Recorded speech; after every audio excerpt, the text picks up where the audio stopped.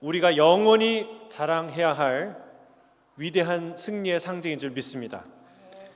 주님은 십자가에서 말씀하셨습니다. 다 이루었다. 이렇게 말씀하지 않으셨어요.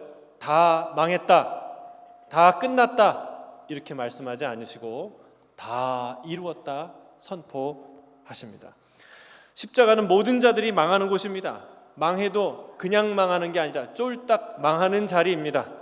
그러나 주님은 바로 그곳에서 승리를 하셨습니다. 위대한 승리를 하셨습니다. 보통 승리가 아니라 완전한 승리요, 대부분을 이룬 것이 아니라 모든 것을 이루신 승리입니다.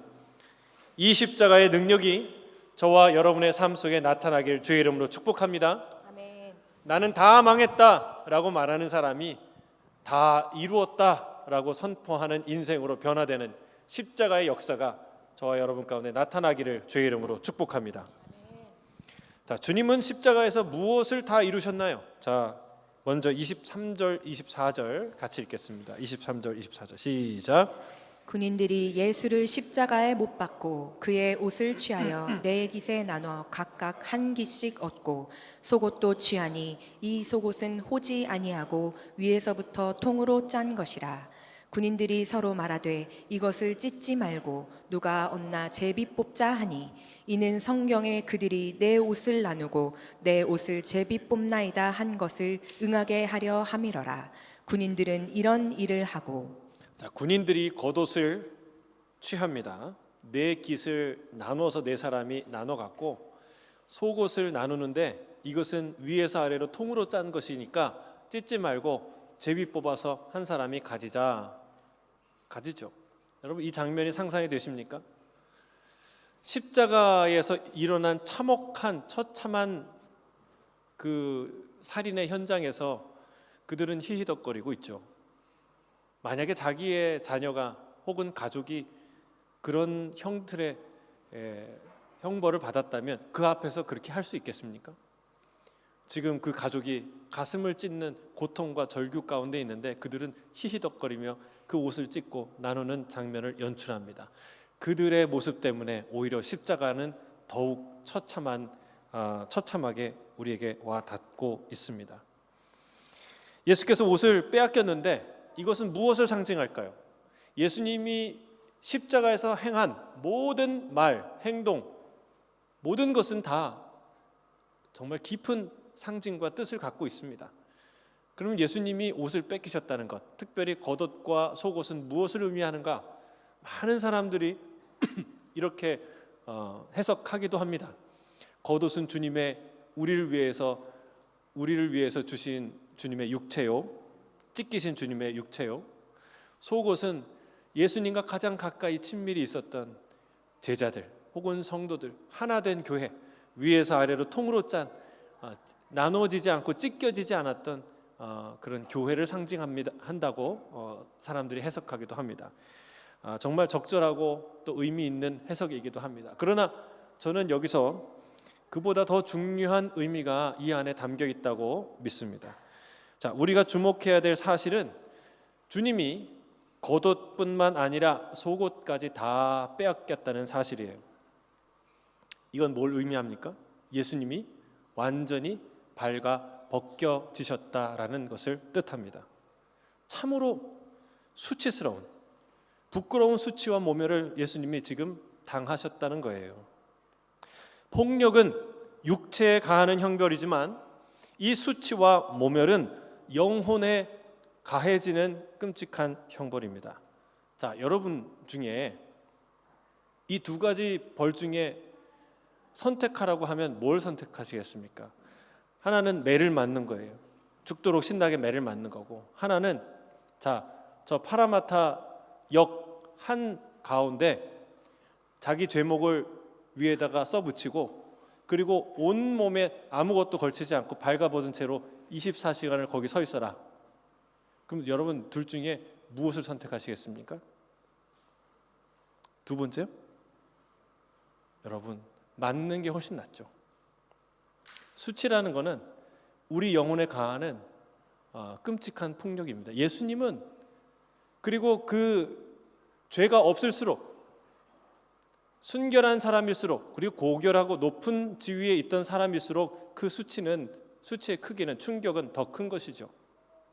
거리에서 날마다 구걸하던 자들이 땅바닥에 엎드려 그 누군가의 이 신발에 키스를 하는 것과, 고결한 왕족이, 한 나라의 한 제국의 황제가 땅바닥에 엎드려 적장에 더러운 신발에, 피 묻은 신발에 키스를 하신 그 굴욕은 비교할 수 없는 굴욕이에요.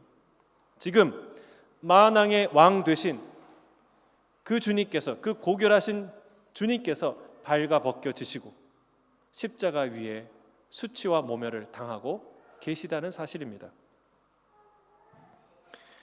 사랑하는 성도 여러분, 주님은 사실 우리의 수치를 가려주시는 분이에요.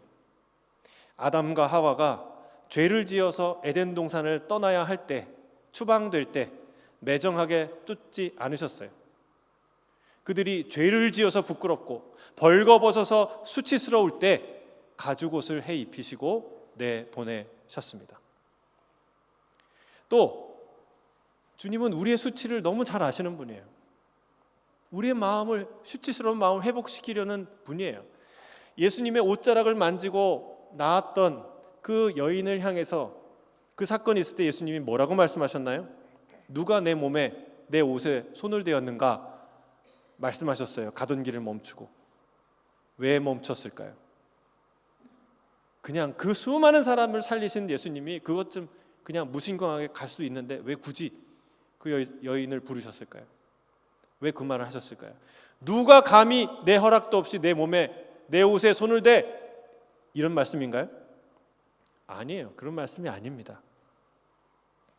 평소에 혈류병이라는 피를 계속 멈추지 않고 흘려야 되는 그런 부정하고 부끄러운 수치스러운 병을 안고 사람들이 피해 다니는 그런 여인을 예수님이 고치시고 그 여인의 마음까지, 인생까지 고치시는 거예요. 공개적으로 그 여인이 나았다는 것을 밝혀주시고, 그 여인, 혈류병을 앓는 저 부정한 여인이라고 손가락질하던 그 사람들에게, 아하, 저 여인은 하나님께 선택받은 자요, 구원받은 자요, 복받은 여인이구나 라는 고백을 듣도록 하신 거예요. 그 인생의 마음의 부끄러움과 치유를 완전히 회복하시는 분이죠. 여러분, 주님은 우리의 수치를 가려주시는 분이십니다. 그런데 여러분, 십자가를 보세요. 우리는 주님께 수치를 돌려드립니다. 우리는 주님을 수치스럽게 했어요. 어떻게 수치스럽게 했나요? 자기 땅에 온 왕을 거절함으로 그 왕을 수치스럽게 했어요. 한없는 사랑의 손길을 내밀었는데 그 사랑의 손길을 거절함으로 그를 수치스럽게 했어요. 여러분, 사랑을 고백할 때 용기가 필요한 거 아시죠? 근데 제일 부끄러울 때가 언제냐면 프로포즈 한 게 거절됐을 때, 낙심되고 부끄럽고 어디 숨고 싶고 그냥 어떤 분은 안 살고 싶고 막 이런 마음이 들어요. 그 거절감이 얼마나 커요. 여러분, 하나님께서 그 사랑의 손길을 내미는데 거절함으로 우리 주님을 수치스럽게 만드신 거예요. 죄 없으신 그를 포박하고 신문하고 정죄하고 조롱하고 때리고 채찍질하고 침 뱉음으로 그를 수치스럽게 했습니다. 그것이 그 큰 은혜를 다 받은 우리가, 이스라엘 사람들이, 유대인들이 주님께 행한 일입니다. 하지만 정작 주님이 당하신 그 수치는 누구의 수치입니까? 우리 자신의 수치이죠. 예수님을 십자가에 못 박은 자들의 수치입니다. 어둠을 빛이라 말하고 우기는 자들의 부끄러운 수치이고, 남의 눈에 티는 너무나 잘 보면서 자기 눈에 들보는 보지 못하는 어리석은 자들의 수치이고, 하루살이는 그렇게 예민하게 걸러내면서 낙타 같은 죄악들을 꿀꺽꿀꺽 삼키는 그 어리석은 자들의 수치이고, 주인의 포도원을, 주인의 땅을 내 것이라 주장하는 뻔뻔하고 탐욕스러운 종들이 당해야 될 수치가 아닙니까? 사랑하는 성도 여러분, 아직도 십자가가 부끄러우십니까? 여러분, 십자가 자랑스러우십니까? 부끄러우십니까? 시각 장애를 가진 엄마를 부끄러워하는 한 아들이 있었어요. 친구들 앞에서 혹시나 이 엄마를 마주칠까 노심초사 두려워하면서 조심히 돌아다녔죠. 간혹 엄마를 길거리에서 마주칠 때 전혀 모르는 사람처럼 그냥 지나갔어요. 왜? 엄마가 안 보이니까. 그렇게 할 수 있었던 거예요. 그러던 어느 날 아들이 엄마가 앞을 보지 못하는 이유를 알게 된 거예요. 그 아들이 첫돌이 지날 무렵 집에 일어난 큰 화재 때문에 죽게 되었을 때 목숨을 걸고 사력을 다해서 그 아들을 구하다가 시력을 잃게 된 것이죠. 왜 말을 안 했는가? 이 아이들이 엄마에게 평생 마음의 빚을 지고 살까봐 그 얘기를 숨기고 안 한 것이죠. 여러분, 그 사실을 알게 된 아들이 뭐가 부끄러웠을까요? 여전히 앞을 못 보는 엄마가 부끄러웠을까요? 아니면 그 엄마를 부끄러워하던 자신이 부끄러웠을까요? 사랑하는 성도 여러분, 십자가는 부끄러운 형벌입니다. 모든 것이 발가벗겨지고 모든 것이 빼앗겨지고 맞고 조롱받고 말할 수 없는 형체로 정말 고통 가운데 죽어가는 끔찍스러운 수치스러운 가문의 인생의 저주와 같은 형벌입니다. 그러나 우리는 십자가를 부끄러워하지 않습니다. 오히려 우리는 십자가를 자랑합니다. 왜냐하면 십자가는 우리에게 남김없이 모든 것을 다 주신 그 사랑의 현장이기 때문에 그렇습니다. 주님은 주실 수 있는 모든 것을 주시기 위해 이 땅에 오셨어요. 여러분, 뭔가를 취하기 위해, 얻기 위해, 이루기 위해 오셨나요? 아니요. 다 주시기 위해 오셨어요. 이미 오실 때부터 다 내려놓으셨어요. 하늘 영광을 버리고 이 땅에 오셨습니다. 아버지로부터 받은 그 신비하고 놀라운 진리, 그것을 어리석은 제자들에게 남김없이 아낌없이 가르쳐 주셨어요. 다 남겨주셨어요. 그리고 자신의 생명을 주셨습니다. 이제는 그 육체에 가지고 있던 마지막 소유물이었던 속옷까지 다 남김없이 우리에게 주신 것입니다. 그에게 남겨진 핏방울 하나 없이 모든 것을 우리를 위해 쏟아 주셨습니다. 그것이 우리를 위해 쏟아 부으신 십자가의 사랑인 줄 믿습니다. 주님이 다 주셨다면 우리는 다 받은 것입니다. 아닙니까? 받은 것을 아는지 모르는지는 우리의 문제지만 받은 사실은 팩트라는 거예요. 그분이 다 주셨기에 우리는 다 받으셨어요. 그래서 우리는 빚진 자가 되는 겁니다. 받은 자가 되는 거예요. 주님이 가지셨던 모든 것을 다 주셨다면 우리는 주님이 가진 모든 것을 다 받은 자인 줄 믿습니다. 할렐루야. 여러분, 옆에 있는 분에게 얘기해요. 당신은 다 받은 자입니다. 예, 정말요? 다 받으셨습니까? 아멘이세요? 여러분, 주님이 갖고 있던 속옷까지 다 남김없이 우리를 위해 핏방울 하나까지 남김없이 우리에게 주신 분이 우리에게 뭘 안 주시겠습니까? 다 주셨다고요. 다 주셨어요. 여러분, 이 십자가의 복음이 우리를 얼마나 부유하게 하는지 보시기를 바랍니다. 사랑의 빚진 자로 사시는 저와 여러분 되시기를 주의 이름 축복합니다. 다 이루었다는 첫 번째 무엇이냐? 다 주셨다는 거예요. 그럼 두 번째는 뭐냐? 자, 오늘 본문 25절에서 27절 읽겠습니다. 25절에서 27절 시작. 예수의 십자가 곁에는 그 어머니와 이모와 글로바의 아내 마리아와 막달라 마리아가 섰는지라. 예수께서 자기의 어머니와 사랑하시는 제자가 곁에 서 있는 것을 보시고 자기 어머니께 말씀하시되 여자여 보소서 아들이니이다 하시고 또 그 제자에게 이르시되 보라 내 어머니라 하신대 그때부터 그 제자가 자기 집에 모시니라. 예수님께서 어머니 마리아를 걱정하십니다. 여러분, 첫 아들이 이 엄마에게 얼마나 큰 애정의 대상이었겠어요. 그리고 보통 아들입니까? 하나님과 사람 앞에 지극히 사랑스러운 아들이었어요.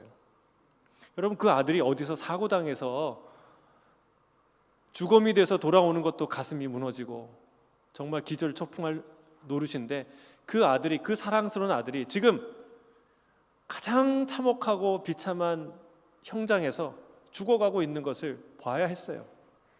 여러분, 이 엄마의 마음은 얼마나, 그거를 또 그 장면을 보고 있는 아들의 마음은 얼마나 아플까요? 사실 시므온이라는 자가 이런 예언을 했죠. 마리아에게 아들에 대해서 얘기하면서 칼이 내 마음을 찌르듯 하리라. 그 예언이 지금 이루어지고 있는 현장인 것이죠. 또한 예수님은 그 엄마를 보면서 장남으로서 섬겨야 될 그 의무를 앞으로 다하지 못하게 되는 것을 또 생각하시고 안타까워하셨습니다. 그래서 그 제자에게 어머니를 부탁합니다. 그가 그때부터 자기 집에 그 어머니를 모시게 되죠. 여러분, 이 장면 역시 아주 놀라운 그런 장면입니다.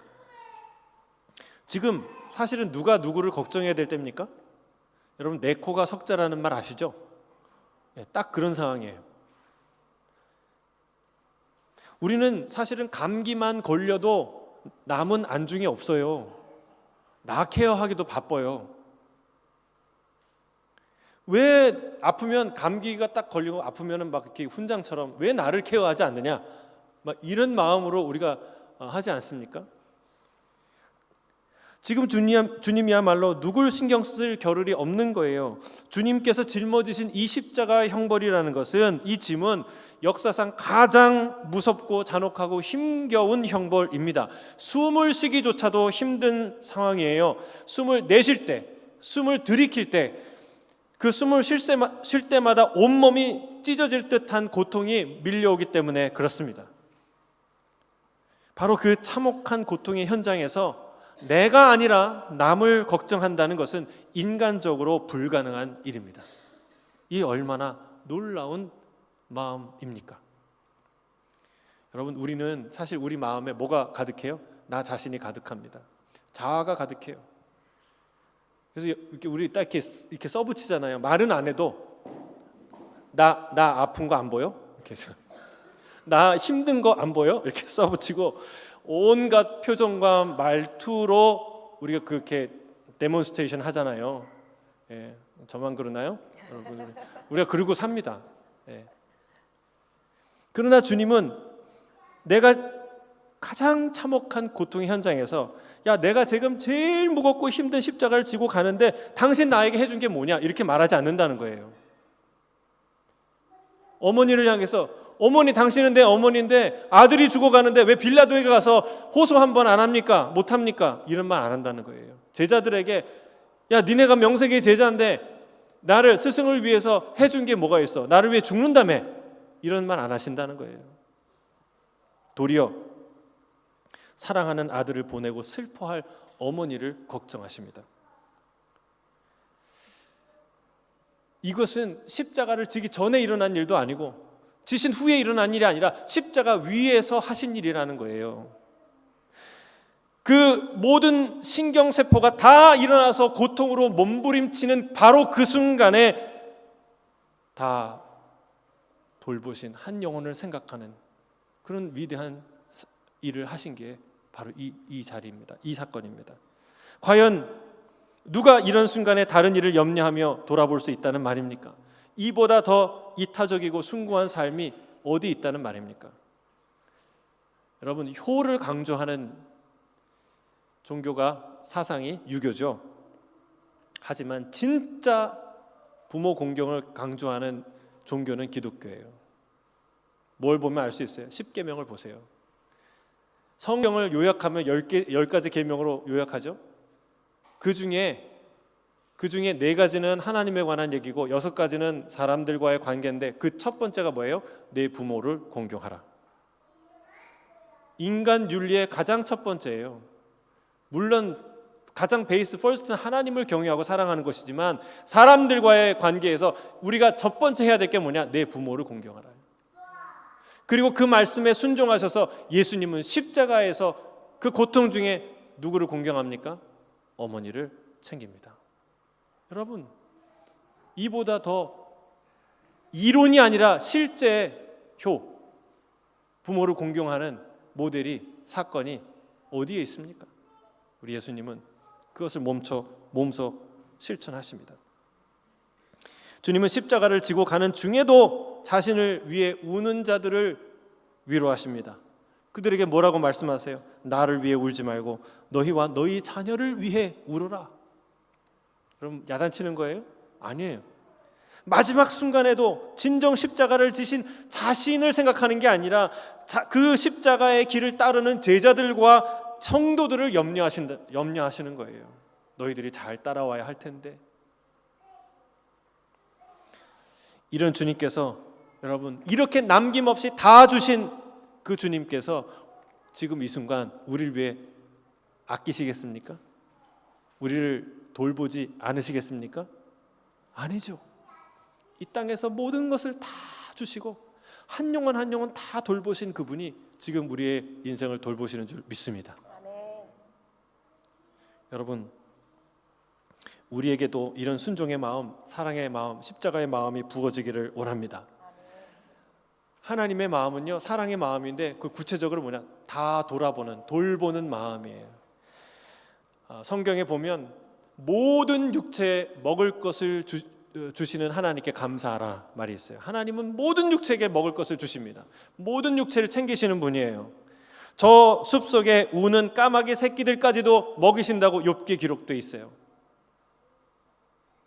의인뿐만 아니라 악인들에게도 그들을 돌보시는데 그들에게도 해와 비를 여전히 주시는 분이 우리 하나님이신 줄로 믿습니다. 성경은 말합니다. 너희가 짐을 서로 져서 그리스도의 법을 성취하라. 또 말씀하십니다. 각기 자기 일을 돌아볼 뿐더러 또한 각각 다른 사람의 일을 돌아보아 나의 기쁨을 충만하게 하라. 여러분, 사랑하는 성도 여러분, 끝까지 사랑하시고 고통 중에도 주변을 돌아보신 주님처럼 자기 자신의 고통과 문제에 함몰되어 있는 인생 살지 않게 되기를 주의 이름으로 축복합니다. 끝까지 옆에 있는 자들을 배려하고 돌아보는 저와 여러분이 되시기를 주의 이름으로 축복합니다. 그런 사람 살 수 있나요? 살 수 없어요. 우리 육신의 능력으로는 할 수 없어요. 뭘로 할 수 있어요? 십자가의 능력으로만 할 수 있어요. 그 십자가가 실제가 되는 사람만이 이런 삶을 살 수 있다는 거예요. 고통 중에도 남을 돌아볼 수 있는 위대한 인생을 살아간다는 거예요. 그게 십자가의 능력인 줄 믿습니다. 자, 세 번째 28절부터 30절까지 함께 읽겠습니다. 시작. 그 후에 예수께서 모든 일이 이미 이루어진 줄 아시고 성경을 응하게 하려 하사 이르시되 내가 목마르다 하시니 거기 신포도주가 가득히 담긴 그릇이 있는지라. 사람들이 신포도주를 적신 해면을 우슬초에 매어 예수의 입에 대니 예수께서 신포도주를 받으신 후에 이르시되 다 이루었다 하시고 머리를 숙이니 영혼이 떠나 가시니라. 주님이 내가 목마르다 하셨어요. 그럼 제가 이걸 묵상하는데 얼마나 목마르셨으면 목마르다고 말씀하셨을까? 여러분, 지금 십자가 위에서 하신 말씀이 몇 마디 안 돼요. 그 엄마를 향한 그 간절한 안타까움과 제 엄마를 부탁하는 말이 그냥 한 문장, 몇 단어잖아요. 왜요? 지금 숨을 들이쉬고 내쉬는 모든 순간이 고통이기 때문에 말하는 게 어려워요. 근데 그 순간에도 목마르다고 말씀하셨다면 얼마나 목이 마르셨으면 그 말씀을 하셨을까? 여러분, 십자가는 극심한 갈증을 느끼게 하는 형벌입니다. 물과 피를 다 남김없이 다 쏟아내는 형벌이기 때문에 그렇습니다. 그래서 군인들이 신포도주를 적셔 주의 입에 댑니다. 로마 군인의 마지막 자비였던 것이죠. 주님은 그것을 받으신 이후에 위대한 역사상 예수님밖에 할 수 없는 놀라운 선언을 하십니다. 뭐라고 하십니까? 다 이루었다. 다 이루었다. 우리 따라해 볼까요? 다시 같이 하겠습니다. 시작. 다 이루었다. 여러분, 그동안 십자가에서 죽어가던 자들은 다 이렇게 말했어요. 다 망했다. 다 끝났다. 쫄딱 망했다. 어디서 많이 들어본 것 같지 않아요? 여러분 어디서 많이 들어본 얘기 아니에요? 애굽 군대를 피해 열심히 도망가다가 막다른 골목 홍해 앞에서 딱 마주쳐서 더 이상 도망갈 곳이 없었던 이스라엘 백성이 이렇게 말했어요. 다 망했다. 다 끝났다. 이렇게 말했어요. 12명의 정탐꾼의 보고를 다 들은 그 이스라엘 백성들이 가데스 바네아에서 이런 말을 했어요. 통곡을 하면서 말했어요. 다 망했다. 다 끝났다. 광야길을 가던 이스라엘 백성이 하루 길을 가고 이틀을 가고 3일 길을 갔는데 마실 물이 나오지 않자 이 말을 또 했어요. 다 망했다. 다 끝났다. 사랑하는 성도 여러분, 우리는 시련을 만날 때 고난 앞에서 이렇게 고백합니다. 다 망했다. 다 끝났다. 그러나 십자가 위에서 주님은 이렇게 선포하십니다. 다 이루었다. 주님 안에 있으면 다 망한 인생이 아니라 다 이룬 인생이 될 줄로 믿습니다. 이 다 이루었다, 이 테텔레스타이라는 이 말이 고대 문서의 영수증에 나오는데 그 영수증에 테텔레스타이라는 말이 딱 써 있거나 찍혀 있으면 그 말이 뭘 뜻하는 건 줄 아세요? 더 이상 지불할 것이 없다, 완불되었다 라는 뜻이에요. 할렐루야. 주님께서 다 이루신 세 번째 위대한 사역은 뭐냐? 다 갚으셨다는 거예요. 뭘 갚으셨나요? 뭘 지불하셨나요? 우리의 죄값입니다. 여러분, 죄는 돈으로 값을 매길 수 없어요. 성경에 그래서 뭐라고 얘기합니까? 죄의 삭은 사망이다. 죄 지은 모든 자는 죽게 돼 있어요. 그래서 우리가 죽는 거예요. 모든 인간이 죄인이니까. 왜 죽는가? 늙어서 죽는 게 아니라 죄인이라서 죽는 거예요. 근데 그 죄값을 누가 감당하십니까? 예수 그리스도께서 십자가에서 우리의 죄를 위해 죽으셨던 거예요. 여러분, 죄는요, 죄값은 저절로 사라지지 않아요. 은행에 론 빌려보셨죠? 은행에 론 빌리면 저절로 없어지나요, 그게? 세월이 가고 시간이 가면 점점 올해 10,000불 없어지고 내년 10만 불 없어지고 그러나요? 아니죠. 갚아야 되죠. 1달러, 10센트, 1센트, 0. 몇 센트라도요 다 갚아야 돼요. 그러지 않으면 저절로 안 없어져요. 나는 갚을 힘이 없는데요, 좀 봐주죠. 어떻게 돼요? 갖고 있던 집 팔아야 돼요. 담보 다 갖고 뺏겨야 돼요. 빨간 딱지 붙여야 돼요. 여러분, 죄값은 그냥 사라지는 게 아니에요. 여러분, 많은 사람들이 착각해요. 교회에서 사랑과 용서를 얘기하니까 여러분, 그거는 말잔치가 아니라는 거예요. 그냥 있던 상처, 있던 죄, 있던 아픔 없는 걸로 하자. 여러분, 이런 부도수표 남발하는 말잔치가 기독교에서, 성경에서 말하는 사랑과 용서가 아니라는 거예요. 여러분, 아무 상관이 없는 자는 괜찮다고 말할 수 있어요. 그렇게 말하는 게 쉬워요. 누가 법정에서 재판을 하는데 사람들마다 저 사람은 옳은 사람이야, 저 사람은 죄인이야 말할 수 있어요, 없어요? 말할 수 있죠. 그러나 판사는 그렇게 말할 수 없어요. 왜? 있는 죄를 없다고 말할 수 없고 없는 죄를 있다고 말할 수 없기 때문에 그렇습니다. 우리 하나님은 우리의 심판자이세요. 그리고 사실은 우리의 모든 죄는 서로를 향해 짓는 것 같지만 하나님을 향해 짓는 죄예요. 하나님은 그 죄의 당사자예요. 있는 것을 없다고 말할 수 없는 거예요. 성경만큼 죄에 대해서 분명하고 엄밀하게 드러내는 종교는 없습니다. 왜? 하나님은 지극히 거룩하신 분이기 때문에 그렇습니다. 그럼에도 불구하고 그 주홍 같은 죄가, 그 시꺼먼 죄가, 무엇으로도 씻을 수 없는 죄가 우리 눈앞에 있는데 어떻게 너는 의인이라고 선언할 수 있냐는 거예요. 어떻게 용서를 할 수 있어요? 어떻게 죄인을 사랑할 수 있어요? 여러분, 그것은 바로 십자가 때문에 그렇습니다. 이 십자가에서 모든 값이 다 치러졌기 때문에 그렇게 선포할 수 있는 거예요. 우리가 그 죄에서 자유할 수 있는 거예요. 우리가 그 십자가 안에서 주님의 은혜를 날마다 누릴 수 있는 줄로 믿습니다. 여러분, 있는 죄를 없다고 말로 선언하는 게 아니에요.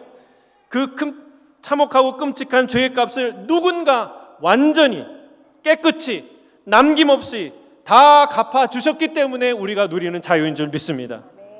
그래서 그를 의지하는, 십자가를 의지하는, 예수 그리스도를 의지하는 모든 자들이 그 죄에서 자유하게 되는 것입니다. 그것이 십자가의 사랑이요 완전한 승리인 것입니다. 주께서 다 주셨습니다. 그리고 다 사랑하셨습니다. 끝까지 사랑하셨습니다. 그리고 다 갚아주셨습니다. 그것이 십자가의 사랑이에요. 그래서 우리는 사도 바울처럼 무엇이 됩니까? 빚진 자가 되는 거예요. 빚진 자. 따라하겠습니다. 나는 복음의 빚진 자입니다. 사랑의 빚진 자입니다. 우리 옆에 있는 분에게 얘기해 주세요. 나는 빚진 자입니다. 로마서 1장 14절 15절 그가 이렇게 고백합니다. 같이 읽겠습니다. 시작. 헬라인이나 야만인이나 지혜 있는 자나 어리석은 자에게 다 내가 빚진 자라. 그러므로 나는 할 수 있는 대로 로마에 있는 너희에게도 복음 전하기를 원하노라. 여러분, 이 교통이 발달한 이 시대에도 그 당시에 바울이 선교여행을 1차, 2차, 3차 갔던 거리들을 계산해 보면 어마어마해요. 여러분, 그 수많은 지역을 오가면서 수많은 교회를 세우고 수많은 사람을 만나고 수많은 위기와 고통과 시련과 어려움들을 다 감당했는데 그 열정은 어디에서 왔나요? 그 헌신은 어디에서 왔나요? 권리의식인가요? 나는 사도인데 내 말을 들어야지, 내가 여기서도 사도 뭐 하고 저기도 하고 그러기 위해서 다녔나요? 아니에요. 그를 움직인 것은 권리의식도 권위의식도 아니었습니다. 빚진 자의 마음, 빚진 자의 마음. 그가 로마도 가고 그 이상도 가고 그 이상도 섬기고 싶은 그 간절한 마음 어디서 나왔는가? 십자가에서 다 주시고 다 사랑하시고 그리고 다 갚아주신 그 갚을 수 없는 놀라운 은혜와 사랑의 빚을 진 자였기 때문에, 그것을 안 자였기 때문에 그런 일을 할 수 있었던 것입니다. 사랑하는 성도 여러분, 이 십자가의 능력과 은혜가 저와 여러분을 덮기를 주의 이름으로 축복합니다.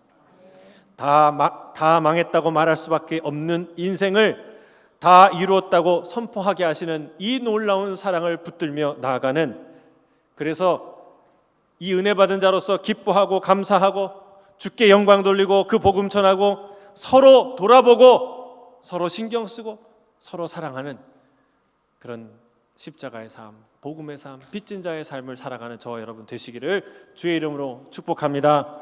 아멘. 기도하겠습니다. 사랑하는 주